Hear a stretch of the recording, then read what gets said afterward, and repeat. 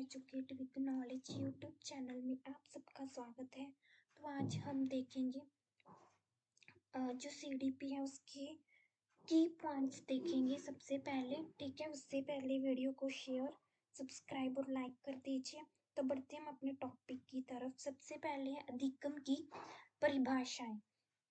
ठीक है, जो भी हम लर्न कर रहे हैं, जो भी सीख रहे हैं, तो उसे लर्निंग कहते हैं। ठीक है, लर्निंग की डेफिनेशन क्या होगी? तो स्किनर के अनुसार जो लर्निंग है व्यवहार में अर्जन में उन्नति की प्रक्रिया को अधिगम कहते हैं। कहते कि जो भी हम हमारे बिहेवियर में चेंजेस हो रहे हैं, हमारे बिहेवियर में कोई उन्नति हो रही है, डेवलपमेंट हो रही है, तो उसे हम क्या कहेंगे? अधिगम कहेंगे। अगर हम वुड्सवर्थ की परिभाषा देखें तो वुड्सवर्थ के अनुसार लर्निंग किसी नई प्रक्रिया में निहित होता है। क्योंकि जो हम वो क्या हो गया? लर्निंग हो गया। बचत नई क्रिया पुष्टि युक्त हो और कालांतर में हुई क्रियाओं में प्रकट होती हो। और जो भी नई क्रिया है जो हम सीख रहे हैं, नई नई क्रिया करके, वह क्या है? हमारे आगे चलकर भी काम आती है। ठीक है, अगर हम आज क्या कहते हैं, अल्फाबेट सीखी है, ABC सीखी है, ठीक है, 1 to 100 तक हमने जो है गिनती सीखी है, तो वो आज तक हमारे काम आती है। तो वही है कि आगे की क्रियाओं में भी वो हमारे काम आए, तो वो लर्निंग कहलाती है, अधिगम कहलाता है। गेट्स के अनुसार अनुभव एवं प्रशिक्षण द्वारा व्यवहार में संशोधन की अधिगम मन है। ठीक है, जो भी हम एक्सपीरियंस कर रहे हैं, जो भी हमें ट्रेनिंग दोबारा व्यवहार में जो भी हमारे चेंजेस हो रहे हैं, वो क्या है? लर्निंग है। ठीक है, तो वो जब जो भी हमारे बिहेवियर में चेंजेस आ रहे हैं गेट्स के अनुसार, वो क्या है? लर्निंग कहलाता है। नेक्स्ट देखते हैं। नेक्स्ट है वुड्सवर्थ के अनुसार, जो वुड्सवर्थ है उसके अनुसार भूलना ना विकास की प्रक्रिया है। कहते भूलना, जो भी हम भूलते हैं वो भी एक हमारी डेवलपमेंट का ही प्रोसेस है। और कैल्विन क्या कहते हैं कि कैल्विन के अनुसार पहले से निर्मित व्यवहार में अनुभवों द्वारा हुए परिवर्तन को क्या कहते हैं? अधिगम कहते हैं। पहले से निर्मित व्यवहार, जो पहले से ही हमारा बिहेवियर होता है, ठीक है, उसमें जब एक्सपीरियंस द्वारा चेंजेस आते हैं, ठीक है, हम जब बार बार करते हैं तो हमारे बिहेवियर में भी चेंजेस आते हैं। तो उस चेंजेस को क्या कहा जाता है? अधिगम कहा जाता है, लर्निंग कहा जाता है। नेक्स्ट देखते हैं स्थूल्य प्रकार। स्थूल्य प्रकार क्या होता है? स्थूल्य प्रकार ऐसे लोग जो कद में छोटे होते हैं और भारी शरीर के होते हैं। ठीक है, कद तो छोटा होता है और शरीर क्या होता है? बहुत ज़्यादा भारी होता है। ऐसे लोग आपने भी देखे होंगे। तो उनकी छोटी मोटी गर्दन होती है। स्वभाव के अनुसार वे सामाजिक हंसमुख होने की विशेषताओं का प्रदर्शन करते हैं। स्वभाव के अनुसार वह है ना हंसमुख होने का क्या है? एक तरह का प्रदर्शन करते हैं। वे खुश मिजाज होते हैं। ऐसे लोग जो होते हैं वो खुश मिजाज होते हैं, उन्हें खाना सोना पसंद होता है। क्रैशमर ने उन्हें चक्राब कहा है। ऐसे लोगों को जिनका कद छोटा भारी होता है, जो खुश मिजाज होते हैं, तो इसे चक्राब कहा, क्योंकि उनके पास उन्मत्त अवसाद ग्रस्तता प्रकार की मनोवृत्ति के शिकार होने की उच्च संभावना है। ठीक है, जैसे कि हम एग्जाम्पल लेते हैं, जैसे भारतीय कॉमेडियन है ना, उसका भी शरीर ऐसे ही है। ठीक है, वो छोटी और क्या कहते हैं, भारी है, तो बट वो क्या है? खुश मिजाज है, वो दूसरों को हंसाती है ना।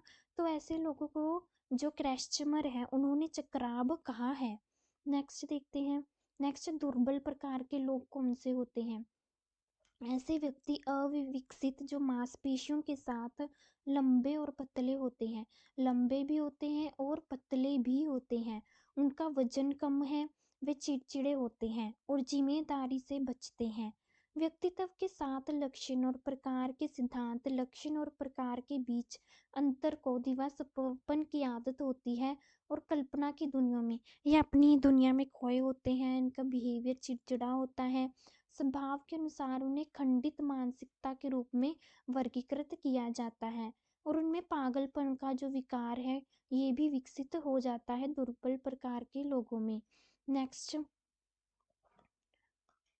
नेक्स्ट देखते हैं, सुडोल प्रकार के लोग कौन से होते हैं। ये पेशियां प्रकार के होते हैं, इनमें अच्छी तरह से निर्मित मांसपेशियां हैं जो अच्छी तरह से निर्मित होती हैं, और ये ना तो लंबी होती है और ना ही ज़्यादा छोटी होती हैं।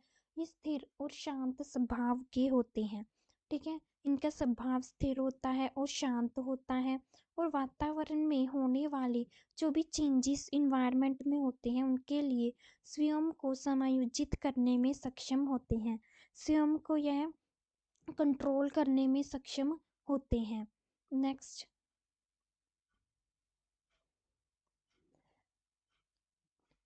नेक्स्ट आ गया दुर्विकसित प्रकार।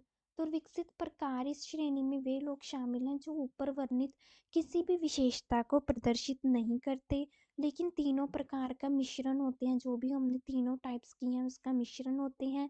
इसलिए जो क्रैस्टमर था उसके द्वारा जो पर्सनैलिटी है उसके 4 प्रकारों का, ये 4 प्रकार है उनका वर्गीकरण किया है। नेक्स्ट देखते हैं, अभिसारी चिंतन। अब आगे अभिसारी चिंतन क्या होता है, तब होता है जब किसी प्रॉब्लम का जो सल्यूशन है स्थापित नियमों और तार्किक तर्क को लागू करके निकाला जाता है। किसी कोई प्रॉब्लम आई है तो उसका सल्यूशन है जो वो रूल्स के मुताबिक या फिर तर्क करके निकाला जा सकता है। इस प्रकार के तर्क में ज्ञात जानकारी के संदर्भ में किसी समस्या को हल करना और तार्किक अनुमान के आधार पर समाधान का संकुचन करना शामिल होता है। इसमें कोई भी जो प्रॉब्लम होती है उसको सॉल्व करना और उसका जो रीजनिंग यानी अपना लॉजिक के आधार पर उस सॉल्यूशन को निकालना शामिल है, ठीक है। लॉजिक बेस्ड सॉल्यूशन निकाला जाता है जिसका एक लॉजिक होता है। फॉर एग्जांपल वो विकल्पीय परीक्षण जैसे एमसीक्यू, ठीक है, प्रश्नोत्तरी क्वेश्चन आंसर हो गए, ठीक है। मानकीकृत परीक्षण, वर्तनी, स्पेलिंग परीक्षण के लिए छात्रों को अभिसारी चिंतन का उपयोग करने की आवश्यकता होती है। तो इन सब के लिए जब हम एमसीक्यू कर रहे होते हैं 4 ऑप्शन होते हैं तो हमें क्या है तर्क करना पड़ता है कि कौन सा सही है, ठीक है। कई बार तो हम श्योर होते हैं, कई बार हम 50-50 होते हैं कि सेकंड और थर्ड दोनों ऑप्शंस हो सकती हैं। तो क्या है उस टाइम हमें अभी सारी चिंतन करना पड़ता है, लॉजिक रीजनिंग लगानी पड़ती है कि कौन सा सही होगा। नेक्स्ट है सारी चिंतन। सारी चिंतन से तात्पर्य है, सारी चिंतन से क्या तात्पर्य है कि एक से अधिक तरीकों से समस्याओं को हल करने के तरीके से है।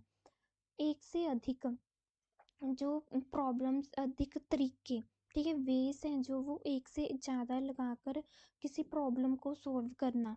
जैसे मैथ ही है, उसमें अगर कोई क्वेश्चन हमें मिला होता है, ठीक है, मैथ में अगर कोई क्वेश्चन होता है तो उसके सॉल्यूशन के बहुत सारे तरीके होते हैं, ठीक है। तो वही है कि एक से अधिक तरीकों से समस्याओं को हल करना अब सारी चिंतन कहलाता है, ठीक है। ये एक सृजनात्मक प्रक्रिया है जिसमें विषय से हटकर चिंतन करना शामिल है। क्रिएटिविटी प्रोसेस है जिसमें क्या होता है कि विषय से हटकर यानी कि जो हमारा विषय है, जो हमारा टॉपिक है, उससे हटकर चिंतन करना शामिल है कि कुछ नया सोचना, ठीक है, क्रिएटिविटी करनी शामिल होती है। यह सृजनात्मकता और सरलता का उपयोग करके मुक्त प्रश्नों के साथ कार्य करने के कार्य को जो संदर्भित करता है, यानी कि जब सारी चिंतन है उसमें क्रिएटिविटी खुद करता है स्टूडेंट, ठीक है, नए नए तरीकों से किसी प्रॉब्लम को सॉल्व करने की कोशिश करता है। उसका जो सोल्यूशन है उसको सरलता से इजीली वह उपयोग करके जो भी ओपन एंडेड मुक्त प्रश्न है, ठीक है, ओपन एंडेड क्वेश्चन है, उनको सॉल्व करने की कोशिश की जाती है सारी चिंतन में। बेसिकली ये लॉजिक बेस्ड एक तरह की विधि है। नेक्स्ट पॉइंट है, ये एक ऐसी प्रक्रिया है जिसमें मस्तिष्क उद्दीलन कल्पना और इसमें विषय से हटकर चिंतन करना शामिल है।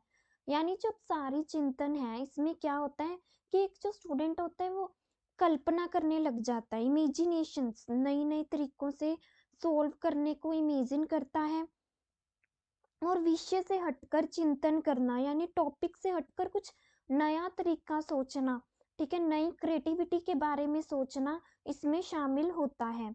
तो ये था सारी चिंतन। नेक्स्ट देखते हैं, नेक्स्ट आ गई बुद्धि। कहते हैं इंटेलिजेंस क्या होती है, ठीक है, बुद्धि बुद्धि हम करते सा रहते हैं, बट होती क्या है, इन साइकोलॉजी या टर्म में बुद्धि को क्या कहा जाता है, इंटेलिजेंस का मतलब क्या है। तो कहते हैं कि यह सीखने या समझने या नई या कोशिश करने वाली स्थितियों का हल करने की क्षमता है। जो बुद्धि होती है, ठीक है, जो इंटेलिजेंस होता है वो क्या होती है कि जो भी हम सीखते हैं, जब समझते हैं, जब नई कोशिश करते हैं किसी सिचुएशन में, और उस सिचुएशन में जो प्रॉब्लम होती है उसको हल करते हैं अपनी योग्यता, अपनी बुद्धि के द्वारा, अपने जो सीखी गई चीज है उसको समझकर सोल्व करने की कोशिश करते हैं, तो वही बुद्धि कहलाती है। यह केंद्र यह कारण का कौशल जो उपयोग है, कुशल को जो उपयोग है, इसका जो कुशल उपयोग है, ठीक है, तो और किसी के पर्यावरण में परिवर्तन करने के लिए ज्ञान को लागू करने की क्षमता या वस्तुनिष्ठ मानदंड जैसे परीक्षण द्वारा मापी गई अमूर्त रूप से सोचने की क्षमता है। ये बुद्धि एक ऐसी क्षमता है जिसमें अमूर्त रूप से सोचा जाता है, यानी जिसमें इमेजिनेशन शामिल होती है, जिसमें क्रिएटिविटी शामिल होती है, जिसमें वस्तुनिष्ठ मानदंड, ठीक है, टेस्ट परीक्षण शामिल होते हैं, ठीक है, जैसे IQ टेस्ट हो गया, वो सब क्या है, बुद्धि में इंटेलिजेंस को मापने की एक विधि है ना, IQ टेस्ट जो किए जाते हैं, जिसका वो IQ का formula mental as upon chronological S multiply 100 है ना, ये होता है ना। तो IQ ये सभी भी क्या है, बुद्धि को मापने के लिए यूज किए जाते हैं। नेक्स्ट देखते हैं, नेक्स्ट है शिक्षण विधि।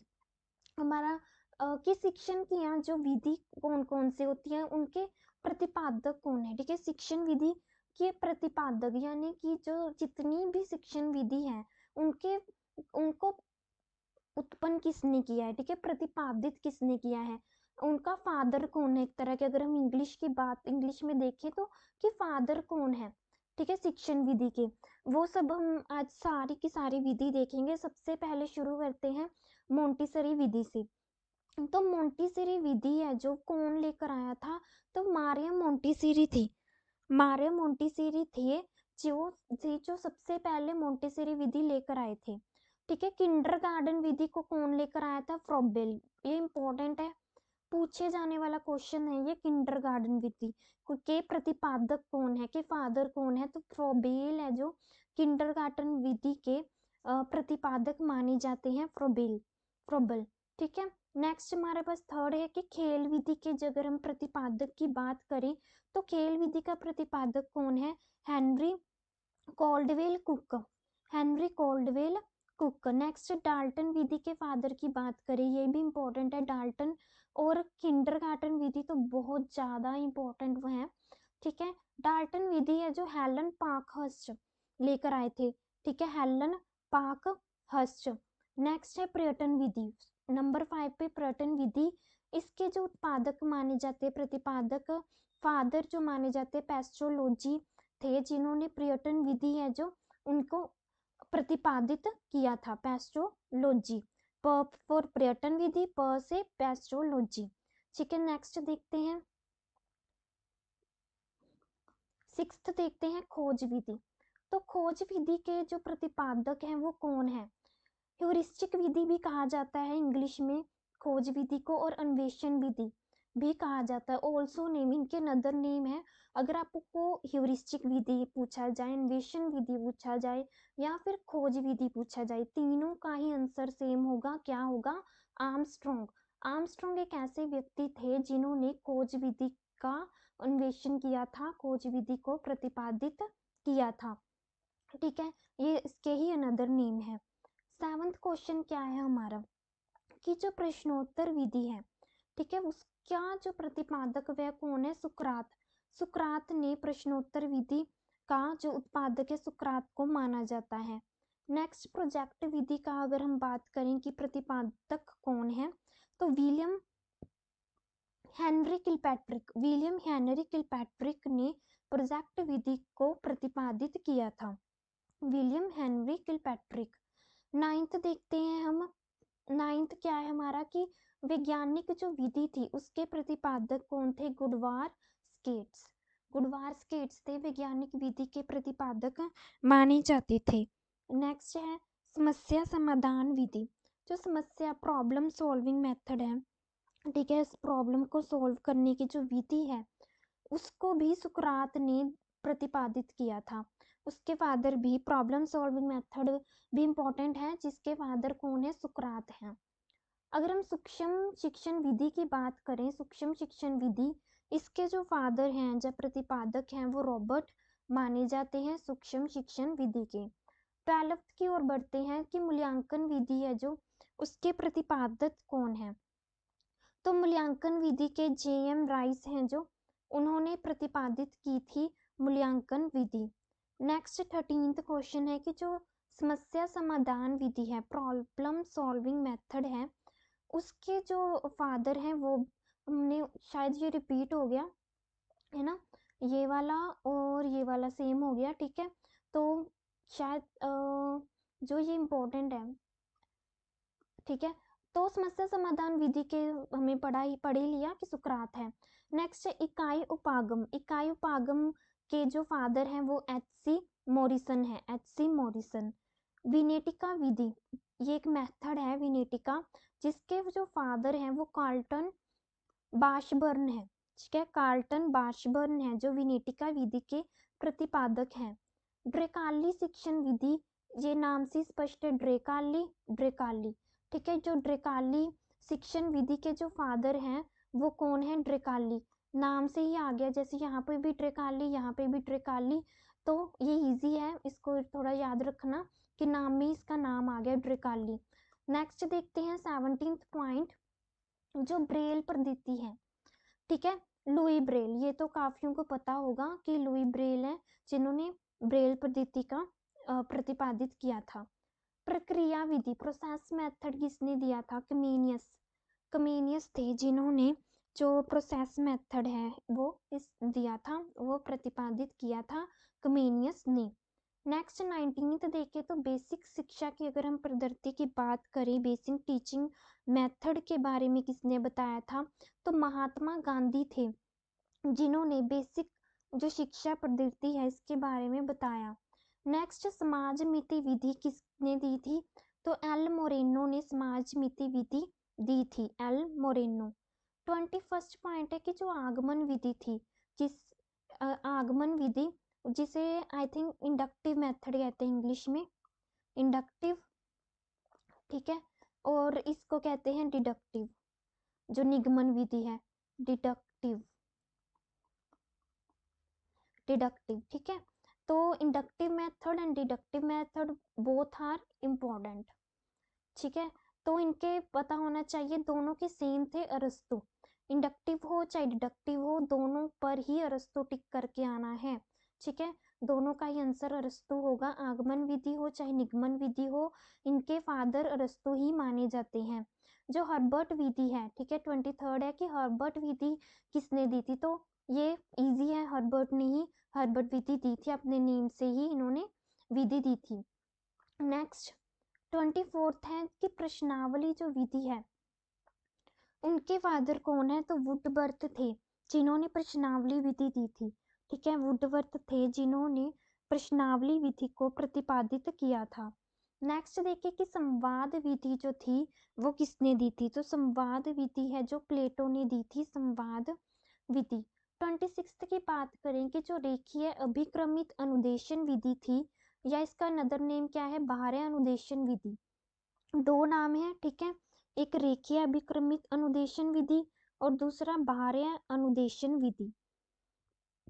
तो दोनों के फादर स्किनर, BF स्किनर को माना जाता है, ठीक है, इन दोनों को किसने दी थी, BF स्किनर। 27th है कि जो शाकीय अभिक्रमित अनुदेशन विधि है या आंतरिक अनुदेशन विधि है, इनके फादर कौन है, तो नॉर्मन एक क्राउडर हैं जो इनके फादर माने जाते हैं। 28th है अवरोही अभिक्रमित अनुदेशन विधि के फादर कौन है, तो अवरोही अभिक्रमित अनुदेशन विधि थॉमस F गिलबर्ट ने दी थी, थॉमस F जो गिलबर्ट है उन्होंने अवरोही अभिक्रमित अनुदेशन विधि के को प्रतिपादित किया था। नेक्स्ट देखते हैं, तो नेक्स्ट हमारा जो आ गया अगला की पॉइंट, बाल विकास की भिन्न भिन्न अवस्थाएं। कहते कि जो बाल विकास है उसकी अलग अलग अवस्थाएं कौन कौन सी हैं। तो सबसे पहले हम देखेंगे शैशव अवस्था। फर्स्ट कौन सी होती है, जब बच्चा शिशु होता है, ठीक है, जन्म से लेकर 0 से 5 वर्ष तक होता है जो शैशवावस्था होती है। सबसे पहले आ जाएगा सीखने का आदर्श काल। शैशवावस्था में सीखने का, ये जो शैशवावस्था होती है ना, ये इसमें बच्चे के क्या क्या गुण होते हैं। तो सबसे फर्स्ट जो गुण है तो वो है सीखने का आदर्श काल। कि बच्चा है, एक छोटा बच्चा है, उसमें सीखने का गुण बहुत ज्यादा होता है।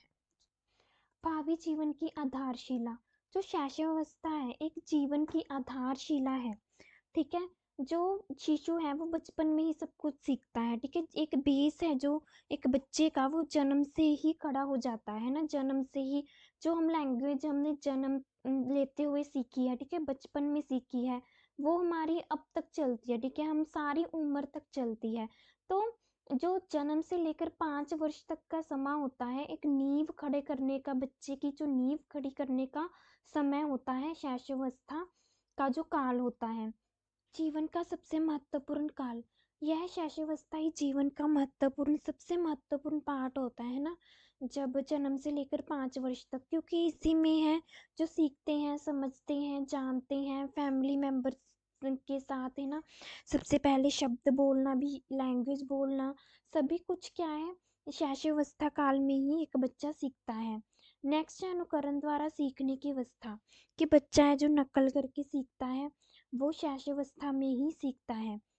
बच्चा जैसे, है ना, बड़ों को देखता है कि वो बोल रहे हैं, वैसे ही बोलने की कोशिश करता है। तो शैशवावस्था में क्या है, अनुकरण, नकल के द्वारा सीखने की वह कोशिश करता है। नेक्स्ट, तीव्रता से। कहते कि तीव्रता से शारीरिक विकास की अवस्था। वह बच्चा क्या है, जल्दी से उसका शारीरिक विकास शैशवावस्था में होने लगता है, धीरे धीरे, है ना, बड़ा होने लगता है वह। उसका शारीरिक विकास शैशवावस्था में क्या है, एकदम तेजी से होने लगता है।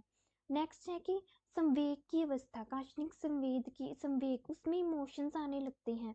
बच्चा जो होता है, इमोशंस, रोना, हंसना, चिढ़ना, ये सभी इमोशंस बच्चे में धीरे धीरे आने लगते हैं शैशवावस्था में। नेक्स्ट है समुचित, जो सांवेगिक विकास की दृष्टि से सर्वनिम्न काल। कि अगर हम देखें कि जो सांवेगिक विकास की दृष्टि से देखें तो ये एक सर्व उत्तम काल होता है बच्चे के लिए, जो शैशवावस्था काल होता है।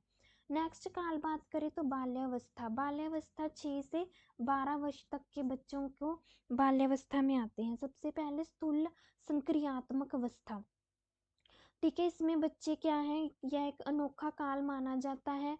तो और यह इसमें क्या होता है, संक्रियात्मक अवस्था, बच्चे हैं जो उनको समझ आने लगता है क्या सही है क्या गलत है, ये एक निर्माण का काल माना जाता है, ठीक है। भावी जीवन की सफलता एवं जो उनके भावी जीवन की सफलता के लिए एवं असफलता की नींव का जो काल है, ये माना जाता है। बाल्यावस्था काल है उनकी सफल असफलता का काल इसी काल में माना जाता है। विद्यालय स्कूल जाने लग जाते हैं बच्चे बाल्यावस्था में, और उनके अंदर वैचारिक क्रिया, थॉट्स आने लगते हैं। टोली, अपने फ्रेंड्स के साथ रहना पसंद करते हैं, टोलियों में रहना पसंद करते हैं, ठीक है, ग्रुप्स में, छोटे छोटे ग्रुप्स में दोस्तों के साथ रहना उनको अच्छा लगता है। दल में, ग्रुप्स, अपनी आयु के बच्चों के साथ रहना पसंद करते हैं। खेल की आयु होती है इनकी, ठीक है, खेलना पसंद करते हैं। और प्रतिद्वंदात्मक समाजीकरण का काल, सोशलाइजेशन हो जाती है, समाज में कैसे रहना है, विचरना है, ये बाल्यावस्था में समझ आता है उन्हें। मूर्त जो चिंतन है उसकी अवस्था है जो बाल्यावस्था है, ठीक है। मूर्त चिंतन, कल्पनाशील होते हैं वह, तो बाल्यावस्था के काल में ही होता है। नेक्स्ट है कि इस काल में बच्चे हैं जो कल्पना शक्ति एवं मूर्त चिंतन का प्रारंभ का काल माना जाता है, वही इमेजिनेशंस करने लगते हैं, हवाई किले बनाने लगते हैं बच्चे, ठीक है। बाल्यावस्था तीव्र शारीरिक क्रियाशीलता होती है उनमें, अभिवृद्धि का काल, और वही पॉइंट सामाजिक विकसित, ठीक है, सोशलाइजेशन होगी, न्यू स्किल्स, होने की जो काल है जो यही माना जाता है। यह एक वृद्धि का स्वर्णिम काल है, जो बाल्यावस्था का काल ही है, जो ग्रोथ होती है बच्चों के अंदर। नेक्स्ट आगे किशोरावस्था। किशोरावस्था 13 से 18 वर्ष तक के बच्चों में मानी जाती है। अमूर्त चिंतन की अवस्था है। इसमें क्या है, दल शक्ति की अवस्था होती है। ठीक है, दल शक्ति यानी कि जो ग्रुप्स हैं उनकी शक्ति होती है, ग्रुप्स में बच्चे को रहना पसंद होता है। यह सबसे कठिन काल है। क्यों? क्योंकि इसी काल में है जो बच्चे उन बिगड़ भी सकते हैं, और इसी काल में बच्चे हैं जो एक सही मार्ग पर, यानी उन पर प्रभाव किस चीज़ का पड़ रहा है इम्पोर्टेंट होता है। ठीक है, संगति कैसी है उनकी। ठीक है, नशे वगैरह अगर इजीली वो अट्रैक्ट हो जाते हैं इस किशोर अवस्था में चीज़ों के प्रति। अटपटी व उलझन की अवस्था होती है। यह एक, उनको कंफ्यूज होते हैं वो, उनके लिए फैसला लेना होता है उनको। ठीक है, जैसे प्लस टू के बाद फैसला लेना होता है कि कौन सा स्ट्रीम चुनी, वैसे ही तो उलझन की अवस्था होती है, समस्याओं की, प्रॉब्लम्स की अवस्था होती है बच्चों के लिए, जो किशोरावस्था होती है। ठीक है, और तीव्र विकास की, वही हो गया, तीव्र विकास होता है उनके अंदर। स्वर्ण काल है यह, एक बसंत ऋतु काल भी कहा जाता है एक तरह का। ठीक है, सामाजिक स्वीकृति की अवस्था, वे समाज को सेप्ट, सोशलाइजेशन को सेप्ट करने लग जाते हैं। व्यक्तिनिष्ठ एवं घनिष्ठ मित्रता की अवस्था, मित्रता बढ़ती है बच्चों की। ठीक है, घने मित्र बन जाते हैं एक दूसरे के। प्रबल दबाव एवं तनाव की अवस्था होती है बच्चों में। स्ट्रेस भी बहुत जल्दी आ जाता है चीज़ों को लेकर। सुना ही होगा आपने, सुसाइड कर लेते हैं। बहुत सारे ऐसे केसेस हैं जिसमें स्कूल स्टूडेंट्स के जो सुसाइड देखने को मिलते हैं। संवेगात्मक परिवर्तन की अवस्था। ठीक है, आत्म सम्मान व आत्म स्वीकृति की अवस्था भी होती है। सेल्फ रिस्पेक्ट क्या होती है ये समझ में आता है किशोरावस्था में। रीजनिंग करने लग जाते हैं। ठीक है, लॉजिकली चीज़ों को समझना स्टार्ट करते हैं किशोरावस्था में। संघर्ष और तूफान की अवस्था भी इसे कहा जाता है, ये इम्पोर्टेंट है। ठीक है, संघर्ष और तूफान की अवस्था है जो एक किशोरावस्था ही है। उथल पुथल की अवस्था भी किशोरावस्था मानी जाती है, उथल पुथल की अवस्था। नेक्स्ट, स्कर्मन, जो सकर्मन काल की अवस्था, संक्रांति काल भी कहा जाता है किशोरावस्था को। टीन एज ऑल्सो कोल्ड, सुनहरी अवस्था, एज ऑफ ब्यूटी, और ये सभी चीज़ें हैं जो किशोरावस्था में होती हैं। तो ये थी हमारी वीडियो। आई होप आप सबको वीडियो अच्छी लगी होगी। वीडियो को लाइक, शेयर और सब्सक्राइब ज़रूर करें, और कमेंट करना मत भूलें। Thank you so much.